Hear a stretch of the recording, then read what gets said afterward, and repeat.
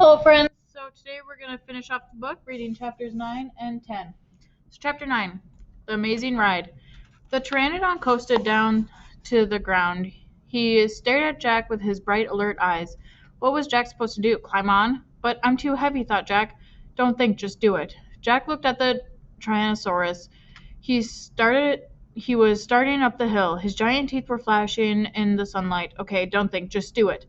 Jack put his book in his pack. Then he eased down onto the pteranodon's back. He held on tightly. The creature moved forward. He spread out his wings and lifted off the ground. They tethered this way, then that. Jack nearly fell off. The pteranodon steadied himself, then rose into the sky. Jack looked down. The Tyrannosaurus was chopping the air and staring up at him. The pteranodon glided away. He sailed over the hilltop. He circled over the valley, over all the nests filled with babies, over all the giant duck-billed dinosaurs.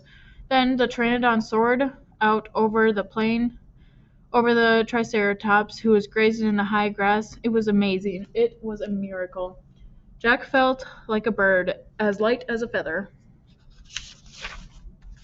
The wind was rushing through his hair.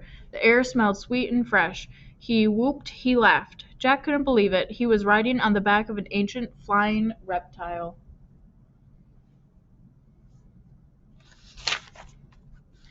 The pteranodon sailed over the stream, over the ferns and bushes. He carried Jack down to the base of the oak tree.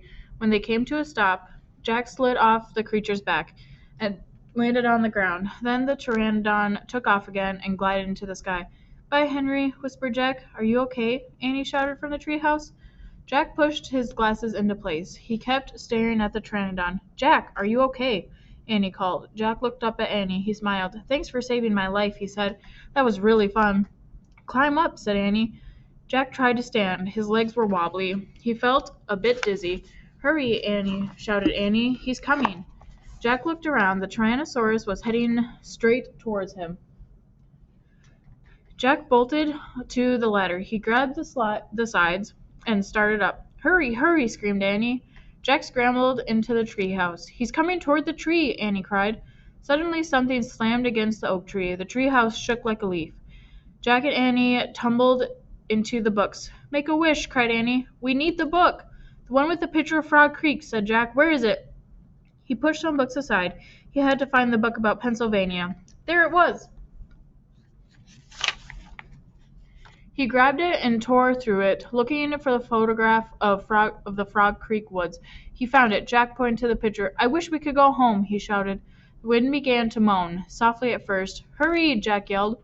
The wind picked up. It was whistling now. The treehouse started to spin. It spun faster and faster. Jack closed his eyes. He held on tightly to Annie. Then everything was still. Absolutely still. A bird began to sing. Jack opened his eyes. He was still pointing at the picture of the Frog Creek woods. He peeked out the treehouse window. Outside he saw the exact same view. "We're home," whispered Annie. The woods were lit with the golden late afternoon light. The sun was about to set. No time had passed since they'd left. "Jack! Annie!" a voice called from the distance. "That's Mom," said Annie, pointing. Jack saw their mother far away. She was standing in front of their house. She looked very tiny. "Annie! Jack!" she called. Annie stuck her head out the window and shouted, "Coming!" Jack still felt dazed. He just stared at Annie. "What happened to us?" he said. "We took a trip in a magic tree house," said Annie simply. "But it's the same time as when we left," said Jack. Annie shrugged. "And how did it take us so far away?" said Jack. "And so long ago." "You just looked at the book and said that you wished you could go there," said Annie. "And the magic tree house took us there." "But how?" said Jack. "And who built this magic tree house? Who put all these books in here?" "A magic person, I guess," said Annie. "A magic person?" "Oh, look," said Jack. "I almost forgot about this." He reached into his pocket and pulled out a gold medallion. "Someone lost this back there in Dinosaur Land. Look, there's a letter M on it." Annie's eyes got round. "You think M stands for magic person?" she said. "I don't know," said Jack. "I just know someone went to the place before us." "Jack!" "Annie!" came from the distant cry again. Annie poked her head out the window. "Coming!" she shouted. Jack put the gold medallion back in his pocket. He pulled the dinosaur book out of his pack and put it back with all the other books. Then he and Annie took one last look around the treehouse. "Goodbye, house," whispered Annie.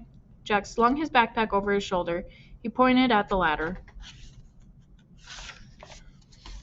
Annie started down. Jack followed. Seconds later, they hopped onto the ground and started walking out of the woods.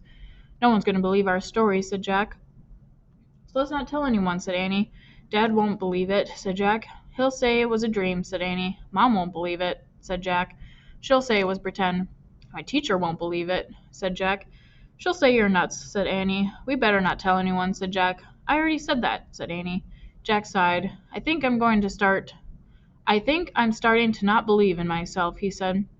They left the woods and started up the road toward their house. As they walked past all the houses on their street, a trip in dinosaur time did seem more and more like a dream. Only this world and this time seemed real. Jack reached into his pocket. He clasped the gold medallion. He felt the engraving of the letter M. It made Jack's fingers tingle. Jack laughed. Suddenly he felt very happy. He couldn't explain what had happened today, but he knew for sure that their trip in the magic tree house had been real. Absolutely real. "Tomorrow," Jack said softly, "we'll go back to the woods." "Of course," said Annie. "And we'll climb up to the tree house," said Jack. "Of course," said Annie. "And we will see what happens next," said Jack. "Of course," said Annie. "Race you!" And then took off together, running for home. And that is the end of our book.